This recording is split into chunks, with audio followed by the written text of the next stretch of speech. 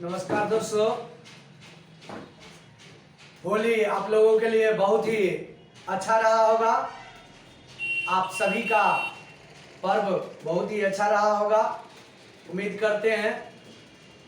अब हम लोगों को जीवन में संघर्ष के लिए निकल पड़ना है। अब हमें ये देखना है कि हमारा क्लास है उसको भी तैयारी करना है, पढ़ना है, मेहनत करना है। जिंदगी में आप आज जितने सारे महापुरुषों को देखे हैं, सभी कहीं न कहीं बहुत संघर्ष करते हैं, तब जाके वो सफल होते हैं। अगर आप लोग जिंदगी में बहुत अच्छा करना चाहते हैं तो अब अपने काम पर लौट जाइए, अपने पढ़ाई पर लौट जाइए, अपने वर्क पर लौट जाइए। हर एक दिन की भांति फिर आज मैं वही बात को फिर दोहराना चाहता हूं दोस्तों आप लोगों के सामने कि आप लोग अभी क्लास 22 आप क्लास कर रहे हैं। ये क्लास आपको फ्री में कराया जा रहा, आपसे कोई चार्ज नहीं लिया जा रहा। अगर आपको वीडियो समझ में आए तो एक लाइक बनता है, आप लाइक कर दीजिए, शेयर और सब्सक्राइब, यही आपसे उम्मीद है। क्लास 10th का एनसीईआरटी बुक का बहुत ही शानदार क्वेश्चन हम अभी फिर सॉल्व करने जा रहे हैं, आप लोगों को समझा रहे हैं। अगर आपको समझ में नहीं आए तो आप कमेंट करके हमें जरूर बताइएगा, सर ये हमें समझ में नहीं आ रहा, मैं फिर से आपको ये सवाल को सॉल्व करूंगा। सवाल पढ़ के सुना रहे हैं। आज 14.2 का मतलब 14.2 का छठा क्वेश्चन आज लास्ट हो रहा है। आज लास्ट क्वेश्चन हम आपको दिए हैं और आपको सॉल्व करके दिखा रहे हैं, जो कितने शानदार तरीके से आप किसी सवाल को सॉल्व कर लेते हैं। बस इतने ही सवाल पढ़ रहे हैं। ये एनसीईआरटी का बुक है, आप देख सकते हैं।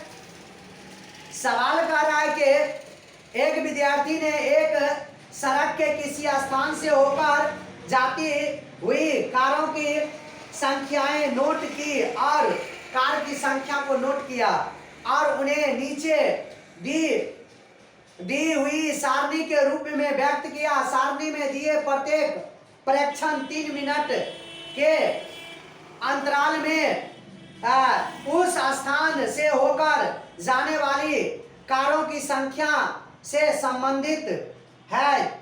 ऐसे 100 अंतरालों पर परीक्षण लिए गए इन आंकड़ों का बहुलक ज्ञात कीजिए। यहाँ पर स्पष्ट करा, इन आंकड़ों का क्या ज्ञात कीजिए, बहुलक। ये आपको पहले से दिया हुआ है, आपके किताब में, ये बुक में दिया हुआ है। कृपया आप लोग गौर से समझेंगे। सवाल को बहुत आसान तरीके से हम सॉल्व कर रहे हैं, क्योंकि आप जानते ही हैं आपको मेहनत करना है, आपको पढ़ना है। आप सभी सब्जेक्ट को पढ़िए, मेहनत कीजिए और जहां आपको दिक्कत हो जाए कमेंट करिए, हम आपको सारा का सारा सॉल्व हम भेजेंगे। सभी अगर आप चाहेंगे कि सभी सब्जेक्ट को सर मुझे मदद कर दीजिए तो हम आपको फ्री में ये आपको मदद करने के लिए तैयार है। आप हमें एक शानदार स्टूडेंट चाहिए, शानदार दोस्त चाहिए, ताकि वो जिंदगी में बहुत अच्छा कर सके। सवाल है, इन आंकड़ों का बहुलक ज्ञात कीजिए। 0 से 10, 10 से 20, 20 से 30, 30 से 40, 40 से 50, 50 से 60, 60 से 70, 70 से 80, 7, 14, 13, 12, 20, 11, 15 और 8। ये सवाल हमारा दिया हुआ, क्या ज्ञात करने के लिए कह रहा, बहुलक ज्ञात करने के लिए कह रहा। बहुलक बराबर फॉर्मूला होता है L प्लस F1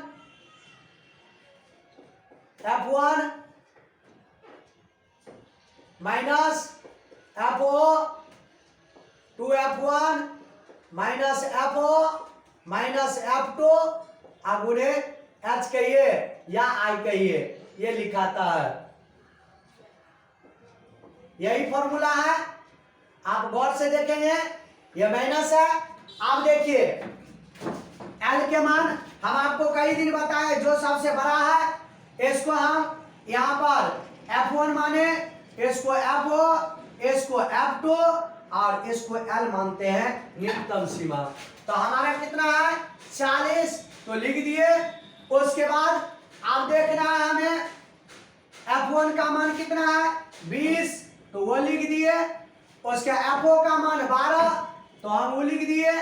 2 गुने 20 घटे 12 घटे F2 कहते हैं 11, वो लिख दिए। गुने यहाँ पर कहते हैं 0 से 10, 10 से 20, मतलब कितना 10। आप देखिए 40 प्लस घट गया था 8, 20 दूना 40, यहाँ पर ये जुट गया तो हो गया 3, 23। ये 12 को 11 को जोड़ दिए तो 23 हो गया, और इसको 20 को 2 को गुना किया तो 40 हुआ, 20 में से 12 गया तो 8 हुआ, और यहाँ 10 है तो वो लिख दिए। यहाँ 40 है तो 40 लिखे, 40 को 10 से गुना करेंगे तो 80 हो जाएगा, इसको घटाएंगे तो 7 और 3 10 हो गया, और ये 3 तो 17 हो गया। इसको काटेंगे तो ये हो जाएगा हमारा 17 चौका 68, और फिर ये हो जाएगा 107, तो मतलब कि 120, और काट दिए तो हमारा कितना आ गया 4.7। इसको 80 में 17 से डिवाइड किया, मतलब भाग दिया है तो 4.7 आया। अब यहाँ पर 40 प्लस 4.7 44.7, यही मेरा आंसर निकल करके आ गया। Thank you, all the best.